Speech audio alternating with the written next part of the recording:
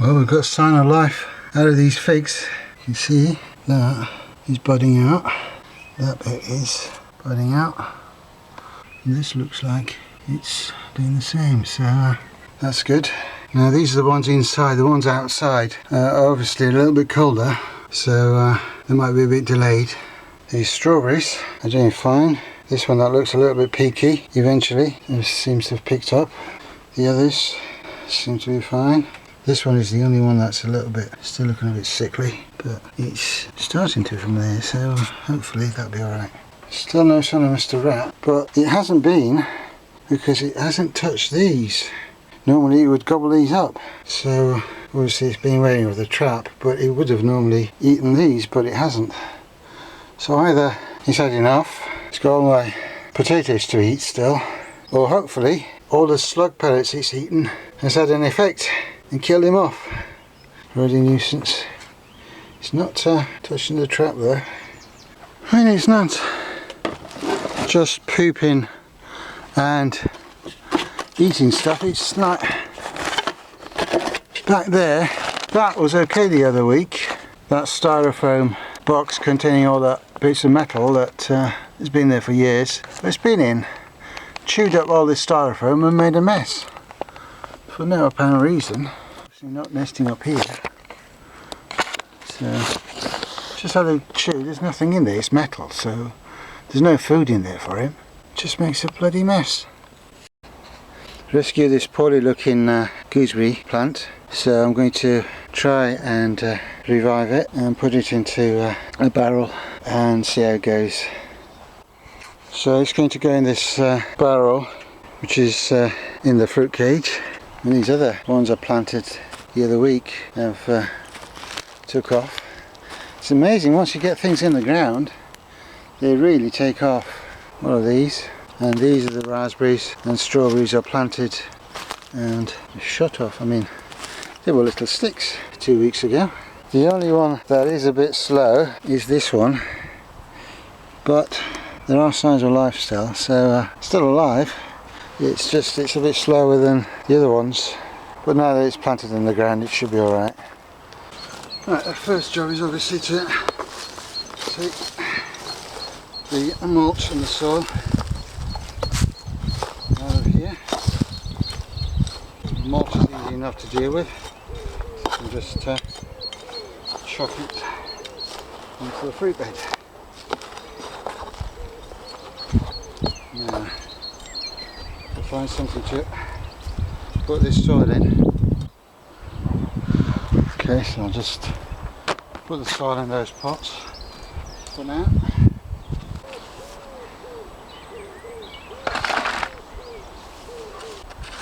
Got hard clay soil, difficult to get into, so you really don't want to plant into that. Right, I've taken out quite a bit of that soil and I'm just breaking everything up that remains with the cultivator, that little 3-prong, and because I can't get in with a long handled fork, just to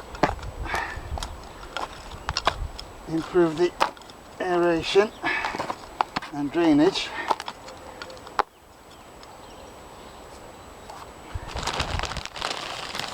I'm going to add some of this expanded clay pellets, not a lot, just a little bit. These were freebies that someone had left in the car park.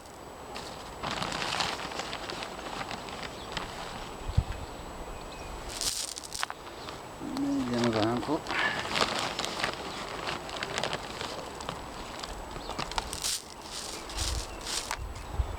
Right. Now, when I rescued this plant, I also saved some of the soil and compost from the pot it was in.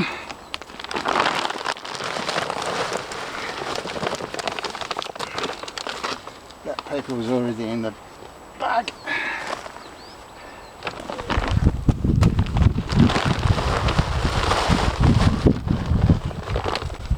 soil is quite nice and friable.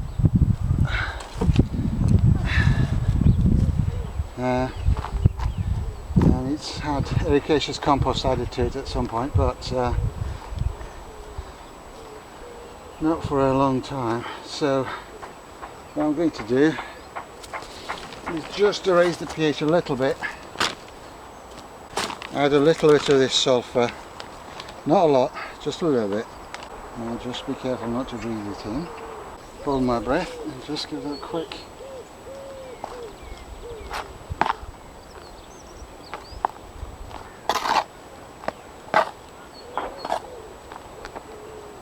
No matter how hard you try and get the weeds out, you still find some. Okay. It's quite good compost. A bit on the dry side, but that's alright. Can water it.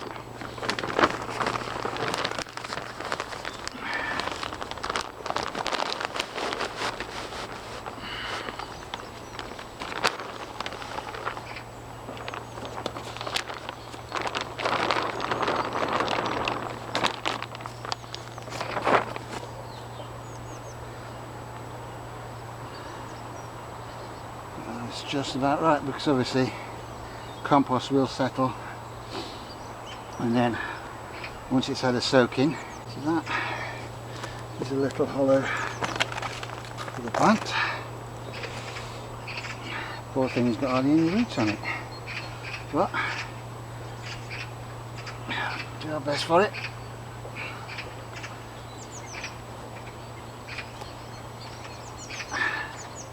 So once I squeeze that down, get the air pockets out, it doesn't matter if it's a little bit covered. I haven't got any pine clippings today, but I will bring in some conifers tomorrow and mulch that. But first thing, let's give it a good drink.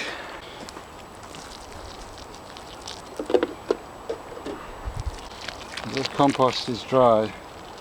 I'll water it, let it soak up a bit of water and water it again later, because when compost is a bit dry, it gets a bit hydrophobic and doesn't absorb the water properly. So I'll come back and give it a second watering later today. I had a mixture of broad bean seeds from various packets, so I sowed them into pots in the greenhouse. And now I've put them into big pots outside. They're sitting in the cold frame. They're not protected from pigeons, but hopefully just being in the cold frame, even though there's nothing on top of it, it should stop the pigeons. So the next job is to clear this area here, and then I can mulch it and forget about it. But it's awkward because there's all sorts of stuff concreted in, and obviously the weeds have got their roots in around there. It's going to be difficult to get them out. And there's just bits of stone half buried for their own amusement. I mean, I think this might have been different beds at different times, but they're just not tidied up when they've changed their mind and built something else. They've just left the other stuff in. So I'll see what I can do with this. We've had another scrap metal collection, and a couple of people were getting rid of bits of greenhouses like this one. Somebody went in and stole half of the greenhouse. And there are a few little odd bits and pieces, so I've got those. There's a few more little pieces here. This is like all wonky bits, but it's all stuck together, so I'll take this apart and see what's usable. But it's got arches on it, so those bent bits are deliberately bent, but obviously this is just damaged beyond repair, so that piece won't be much use, but some of this stuff will. There was also these long pieces of, obviously it was either water or gas pipe or something. It's got the valve on it still. But that I will make another trellis similar to this bean trellis over here, but that will have to wait till I move these gooseberries out of the way. So that's another winter project, and a few more pieces over here. Now these two, they're about the size of a bed frame, single bed frame, 1 metre by a little under 2 metres, and this cold frame is 4 metres by just over 1 metre. The mesh is about 5 centimetres. So it will be perfect to stop birds getting in, because obviously the big birds won't go in and the smaller birds won't fly in to something they can't fly back out of. So this will protect the strawberries in this bed. Obviously I've got to pull up the carpet and sort the bed out first, but that's a small detail. At least I've got the covers on. Again, finding more carpet as I clear this bed. Well, I only cleared the edges, obviously I didn't go digging around because of the roots of all the bushes. So I mulched this half basically, and looks a lot neater than this side. Obviously once the leaves brown out it'll look a bit neater, but yeah, that's a lot better than this mess. It won't deter the weeds and it won't stop them, it won't kill them, but it will slow them long enough that I can come in the winter and deal with them. And if the mulch can sort of slow them down over the summer and just give me a bit of a breather, I'll put some wood chips on the path, so all of that area is now looking good, apart from the plastic and the guttering where that will go eventually. So I've got this half of this bed to do, and I've got that path to sort out, but that's okay. I'll try and clear this bed now and get this out of the way as well. There's so much dead wood and stuff around here. Once I shift this bits of metal, like there's bits of metal and things, but because there's been so much rubbish here, it's kept the weeds down, and I've got this pile here to mulch anything. Just a few weeds here to get rid of. Obviously, just got to be careful with this daffodil. I mean, I know it's only one daffodil bulb, but seeing as it's worked so hard to survive the odds of being in wood chips and then surviving that and being piled up here all last year and covered with all the stuff from the hedgings, and then coming up through that and surviving, I'm a bit reluctant just to get rid of it. I think it's earned the right to live. I was trying to clean some pots so that I can sow some seeds into them. So I thought, well, I'll clean all the mud and muck off them here before I take them home. But the water was absolutely freezing. As you can see, it's still frozen middle of the day. Even with the sun shining on it, it's still frozen. And it's nearly 12 o'clock. So this water is absolutely freezing. I tried cleaning the pots and it was just too cold to do anything. I couldn't feel my fingers. So I bought some marigolds just to do little odd jobs in the winter when I've got to deal with really cold water. I can use these.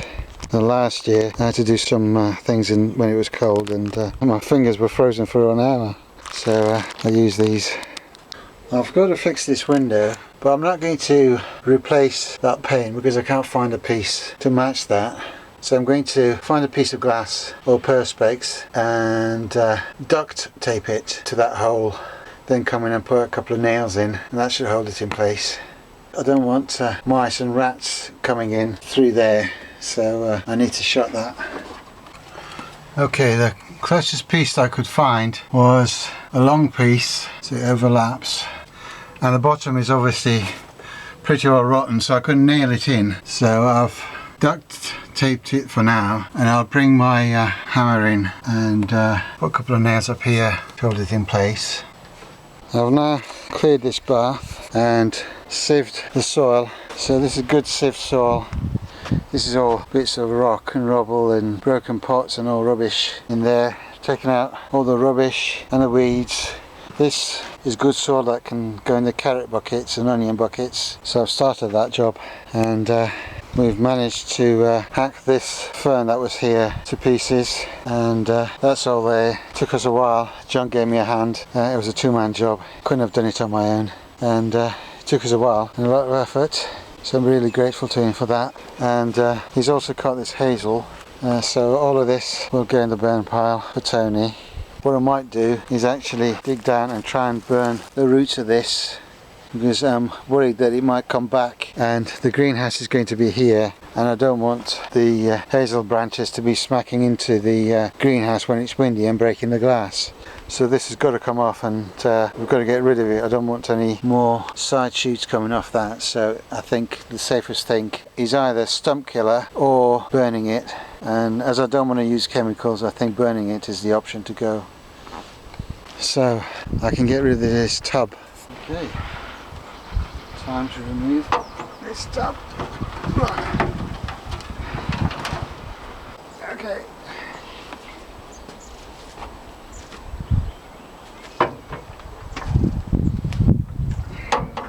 There's a little bit left in the bottom. I couldn't get that before. So I'll put that through the sieve.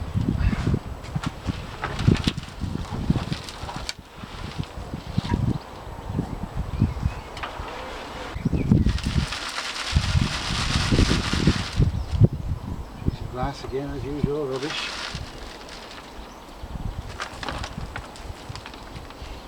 Okay, so now that that's gone, well, it's not gone yet, it's sitting here, because I'll try and find a home for it if possible. If not, it's going as scrap metal.